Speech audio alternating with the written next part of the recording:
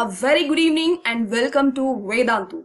Well guys, as you all know, we are starting off with a few important sessions which are being launched for more genuine and serious aspirants of class 10 CBSE board exams. So guys, this is my first video for this batch which I am going to talk about chemical reactions and equations. Hold on, before we could proceed forward, let me quickly introduce myself. My dear students, you are listening to Dr. Nasma Sheikh and I have been teaching chemistry from past 8 years. And along with teaching, I also had been researching. In fact, I am researching on cancer medication, which is a research which tells you if certain drugs or medicines work for the tumor cells or not. And moreover, I also write books. You can avail my books online, and of course I have presented 5 papers in 5 different national level seminars. And today I am here to talk about the very first chapter in your class 10 CBSE syllabus chemistry, that is chemical reactions and equations. As you know, class 10 CBSE has one textbook, that is science, and that science textbook is divided into physics, chemistry and bio. In the syllabus of science textbook, you have these 3 subparts, okay? And I'll be helping you out with chemistry through these series of videos, and I'll be coming up with at least 5 videos for chapter number 1 because it's very important and crucial, because you talk about chemical reactions and equations over there. As you already see something on the screen, in this chemical reactions and equations, there are so many subtopics, but then I have chosen such subtopics which are the actual essence of the chapter, as in these are the topics which weigh a lot in exam point of view. You have a question definitely coming from these topics which we are going to cover in these 5 videos of chapter number 1. Chapter number 2 and 3 are separate. I'll make videos for them as well, but then I'm right now talking about the first chapter. So I'm going to pick up the topic called as balancing chemical equations. You all must have heard about it. So this balancing chemical equations, you must have heard negative about it, like it's tough, it's not interesting, it's not easy and all of that. But let me tell you, of all that negativity, if you have any such, this is very easy provided you learn in the step-by-step manner, provided you learn in the right way. So I'm going to help you out learn balancing chemical equations in the right way, but then let me tell you, this can't happen in this 20 or 30 minutes of time. So we'll be taking 2 or 3 videos about balancing, wherein you learn the basics of balancing today in part 1. 2, you will learn how exactly to balance the chemical equation, that is part 2, which is coming up. And in part 3, we'll be practicing balancing chemical equations. But in case you feel you need something else, you need something more, you also can let me know through the chat box or in the comment section. So without any more delay, let's get started. We are talking about balancing chemical equations, but my dear students, how many of you know what's a chemical equation? What do you think chemical equation? You already know it, right? But then in case you have a confusion or something, let me clear it out. You have in the past, maybe in class 7 and 8, you have studied about physical and chemical changes, right? So keep the physical changes aside and talk about the chemical changes.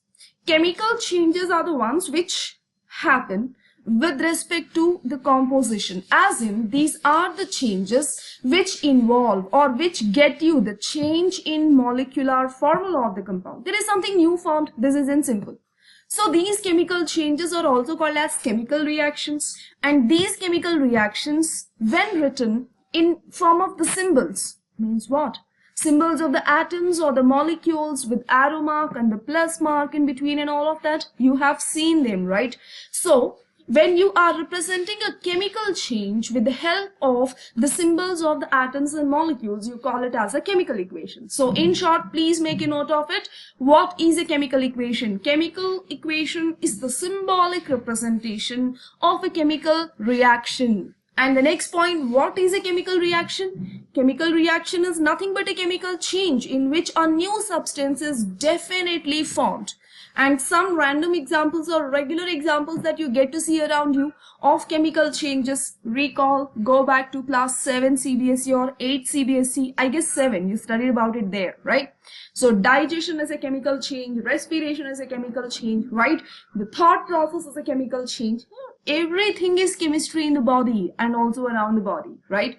So we talk about these chemical equations now. I hope you're all able to follow. In case you are having any questions or anything, please do let me know through the chat box. Done?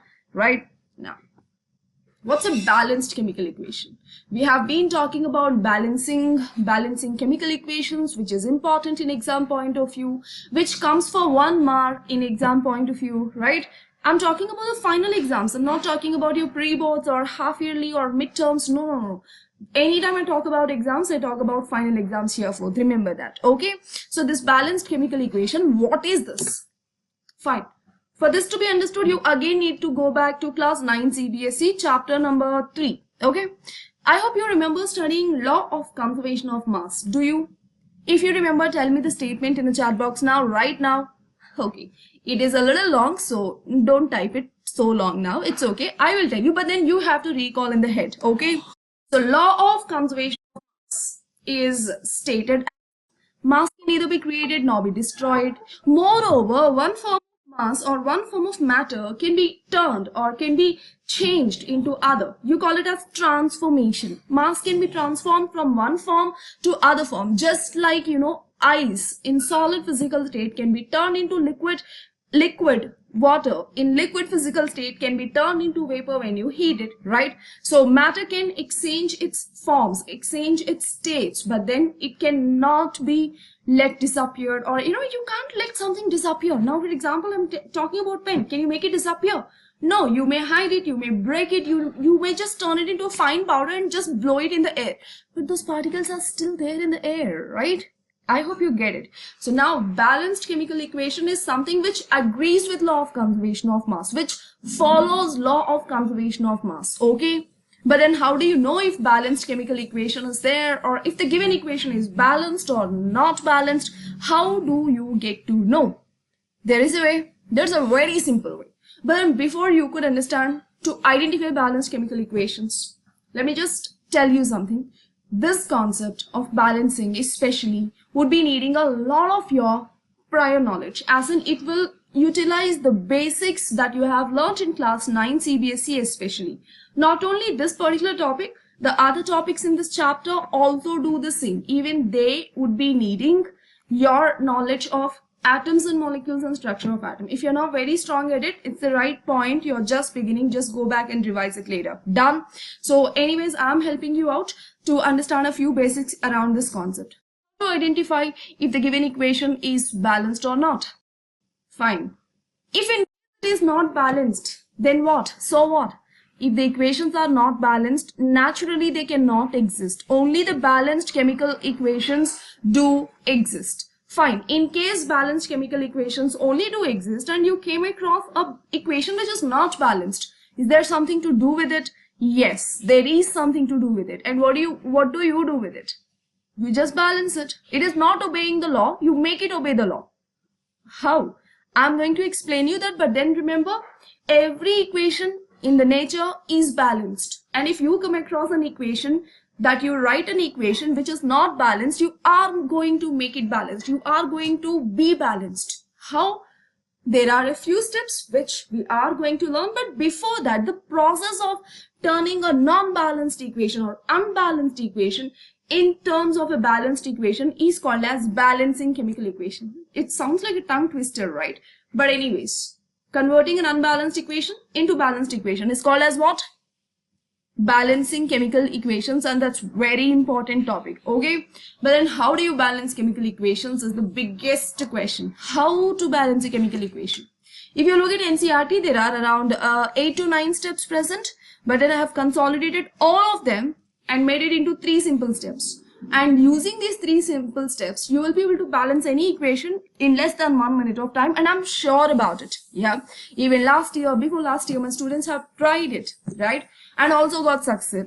But anyways, coming back, before we could go to those 3 steps of balancing any chemical equation, you have some prerequisites. You need to know a few things. You need to have the set of basics which will ease in the process of learning balancing. So this class is wholly and solely dedicated to that. My dear students, I hope you are making note of the important points. I hope you have a habit of making a running notes, which is very, very important, right? So if you don't have a habit of making running notes, adopt it now. Start doing it now, because running notes is something which will help you to connect between your textbook and your understanding, right? Done. So now how to balance a chemical equation? There are a few steps in balancing a chemical equation, but then the step one is, of course, learning the basics. You are going to learn the basics which are essential for balancing. Now I hope you're all ready. It involves a little practice and it also intakes a little of your efforts in telling me the answers. I hope everyone's ready, and let us get started with the very first basic,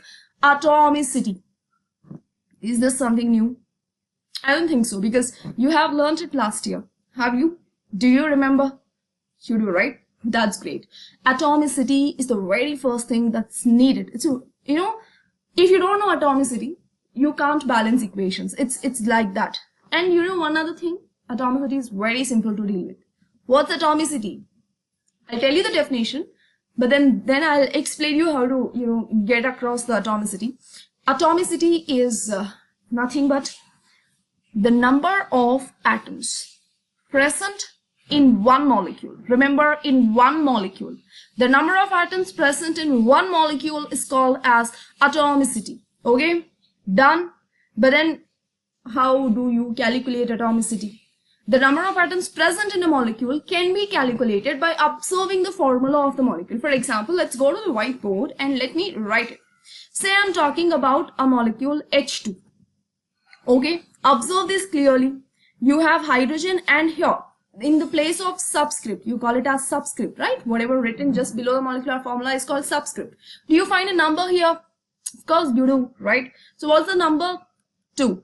So this number 2 itself is atomicity. The number of atoms present in any molecule can be identified just by observing the atomicity of that particular molecule. You just need to observe what is there at the subscript place. Okay? So now atomicity of hydrogen is what? 2. Now in the same way, say I'm talking about Cl2. Can you check atomicity of Cl2 quickly and show me some answers in the chat box so that I can verify if you're able to follow or not? You know, the main agenda of my sessions is to make you understand. So unless and until you are not understanding, it's not gonna be beneficial to you. So you have any questions or any doubts, please don't hesitate letting me know in the comment section, not in the chat box, but in the comment section of the video, right? Done. Let us come back to atomicity once more. And what is atomicity of Cl2? Cl2's atomicity is 2. But then how do you know that Cl2's atomicity is 2? You have to look at the subscript part. Here is the subscript. So atomicity is 2, which means one molecule of Cl2 is made up of 2 atoms of chlorine, right? Let's get ahead with a little complicated, difficult molecules or compounds. Now observe carefully. Okay, H2O. I'm talking about a molecule H2O now. Yeah, observing. So now in this H2O, I want to know the atomicity. So what is atomicity here? Then you should calculate atomicity independently for the atoms present over there. If you observe this molecule, you have hydrogen atom, you also have oxygen atom, correct? So now if you are having both of them, you have to understand how many atoms of hydrogen and how many atoms of oxygen are there. So can you try calculating it? Hydrogen is very simple. In the subscript part you have 2, so there are 2 hydrogens. Then what about oxygen? 0, because there's no number. Whenever you don't find a number in chemistry, take it as unity. There's no number, so it's 1. You have 2 hydrogens and 1 oxygen atom in H2O. Totally 3 atoms are there, but 2 hydrogens and 1 oxygen. This is how you calculate atomicity of the molecules. Okay, so now let's take up one example. This time you are going to solve it. CaCO3. Can you please tell me how many calciums, how many carbons, and how many oxygens are there? Waiting for your responses. Please make it fast. Yeah, there's 1 calcium, is it? But then how do you know? Observe calcium, it's simple. There is no number, take it as 1. Then observe carbon. Is there a number in the subscript? No. So there is 1 carbon. What about oxygen? There's a number, 3. In the subscript. So 3 is the count of oxygens, 113 is the atomicity of this molecule, or you can call it as the total number of atoms as 1 plus 1 plus 3. Are you all clear? Are you able to calculate atomicity? And are you sure about it? Fine. Let's take one more model. MgOH twice is the molecule this time. And now you tell me how many magnesiums are here. And how many oxygens and how many hydrogens are here? Magnesium, it's easy. There's no number, so put it 1. But then what about oxygen and hydrogen? Yeah, even that is 1 and 1. But then caution here. You have something called as taken twice. You call it as multiplied by 2, isn't it? So when you have taken twice or multiplied by 2, what you should be doing is apply simple mathematics. Like what? Multiply this 2 with oxygen and multiply this 2 with hydrogen also. Whenever you get to see structures like this or structures like this, taken twice, taken thrice, like you have a bracket, that's why you have to multiply the number with oxygen, the number with hydrogen. Whatever is present inside the bracket should be multiplied by the number which is present out of the bracket. Is that clear? It is, right? Okay, done. Do the same over here. You are having excuse me, you are having oxygen multiplied by 2, so 2 oxygens, and you are also having hydrogen multiplied by 2, so you are having 2 hydrogens, right? So MgOH twice, which is magnesium hydroxide, has 1 magnesium, 2 oxygens, and again 2 hydrogens. Totally 5 atoms are there, right? Are you all able to follow? One more model. This time you're going to do it, okay? When this time completely you're going to do it. Tell me how many atoms are there in H2SO4. Hydrogens. Watching your responses. Make it fast. Sulfurs and oxygens. Let me check if you are able to actually understand or not. Hydrogens are 2. That's right answer. But some of you have made mistakes. But sulfur is 1. Oxygen is 4. It's very simple. Right? Done. Very simple. That's true. What if I ask you, how many atoms do you have in 2H2SO4? What would be your answer? Would your answer be same? 2 same. In 2H2SO4? Yeah, 2 hydrogens, 1 sulfur and 4 oxygens. Is that all? Observe it carefully. This is not all, right? Again apply simple mathematics, guys. You are having molecule. And you have a number prior to the molecule. Okay? So the number which is prior to the molecule is called as prefix. What do you call it as? You call it as prefix. Prefix. Pre in the sense before the molecular formula and fix in the sense placed. Okay? Prefix. So what is this prefix? Prefix usually represents number of moles. What does it represent? It represents number of moles. This is not a new term at all. Class 9 CBSE, chapter number 3, mole concept. I'm talking about the same. So the prefix indicates number of moles. So whenever you are having certain number of moles indicated before the molecular formula, it's mandatory that you multiply that number of moles with atomicity to get the total number of moles. In the same way, if you are having 2H2SO4, you have to multiply 2 with hydrogen. So I'll be having 2 into 2, 4 hydrogens. The same 2 should be multiplied with sulfur. So I'll be having 2 into 1, 2 sulfurs. And same 2 is multiplied with oxygen. So I'm having 2 into 4, 8 oxygens. Is that a little confusing or blurry? Don't get worried. I'm taking you to a fresh page and explaining it once more in brief. Okay. So now if you are having molecules multiplied with some sort of prefix, maybe 2HCl, how do you calculate the number of atoms over there? Just usually calculate how many are there in the molecule. Draw a box if you have any confusion. 1 hydrogen and 1 chlorine. Are we clear so far? You're right. And now I'm saying that this particular molecule is taken 2 times. You have 2 molecules of HCl. I'll give you an example. Okay. Say you're having 1 mango. How many seeds will you have? 1 seed. If you have 2 mangoes, how many seeds will you have? 2. Why? Because you have taken 2 mangoes, you have multiplied the number of seeds with 2. What if you have 100 mangoes? Then how many seeds will you have? 100. Simple, right? Same applies here. Just multiply the number of atoms present in the given molecule with whatever is there in place or prefix. Okay? So now applying that in 2HCl, how many hydrogens do you have? You tell me. How many hydrogens are there? Already 1 per 1 HCl, but I'm saying that I'm having 2 HCl. So multiply with 2. 2 into 1 is equal to 2.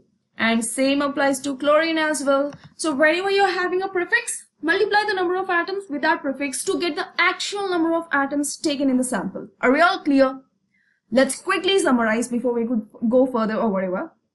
We are talking actually about chemical reactions and equations, chapter 1 of your class 10 CBSE chemistry syllabus. in chemical reactions and equations, about chemical reactions and equations, I'm going to make 5 videos, and this is the first video. And in these 5 videos, we are going to have some very important topics which are crucial for your exam preparation. So the very first such concept is balancing chemical equations, which will be covered in at least 3 videos. So today you are learning the basics of balancing chemical equations. The very first basic is atomicity, and the second basic is prefix. About the prefix, you learn 2 things today, right? Atomicity is number of atoms present in the given molecule, and prefix usually represents the number of moles. So if you're having a prefix to a molecule, you have to multiply that prefix with actual number of moles, actual number of atoms, right? Are you all clear? Did you understand something? You did, right? In case you were stuck in between, in case you need, a little revision or something, you can also replay this video later. You study number of moles also today, which is nothing but that prefix. So atomicity and number of moles. Identifying atomicity and number of moles is the very first step towards balancing chemical equation. We are done with the first step. We have just 2 more steps to go, but we are not doing it today. You take time, you take more examples of atomicity and number of moles, and come back to my next class, which is gonna come soon. Yeah, in that video we'll be taking equation directly, and since you practice number of moles and prefix, I'm not gonna spend much time over there. We'll directly jump into step number 2, right? So get ready to be able to balance equations in the next class. I'll see you all soon, but my dear students, as I said before, this is helpful only when you are actually serious and dedicated in acquiring centum in science, or to be the best. It's not necessarily be centum, but to be the best of yourselves, right? You have started your preparation. If you feel that yes, you have to do it, only then these videos will help you, right? So I'll see you all soon in the next video, and you all know my email ID. In case you need some help or some support, you can always reach me out there. And for my other videos of the best books and all of that, the webinars that I have made before, you can just Google my name, Dr. Nazma Sheikh, and you'll get access to all of them, right? I'll see you all soon with balancing chemical equations. Don't miss on the second session. Today is just the basics. In second session is actually important stuff, right? Done. I'll see you all soon, guys. Bye bye everyone.